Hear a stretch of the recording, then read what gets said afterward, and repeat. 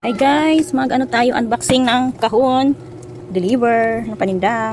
Naubos na kasi yung isang box ko na in-order. Yan, hindi, ano kasi ito guys, hinahanap dito sa tindahan. Mabili ito guys. Ito guys. Yan, kasamahan itong dalawang kahon. Ito. Ano kaya itong laman nito? Hulaan nyo guys, anong laman ito? Mahirap pag mag-video isang kamay. Walang mag-video sa akin. Mahirap pag unbox isang kamay lang. Kasi mag-isa lang, wala ko patungan. Wait lang. Hanap ko ng patungan. So ito guys, buksan na natin. Itong items na hinahanap lagi sa aking tindahan. Start ako nito guys noong December.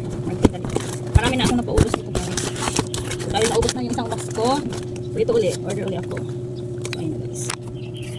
Ito na guys, ang laman ng kahon. Ang nori. Ayan, nori seaweed.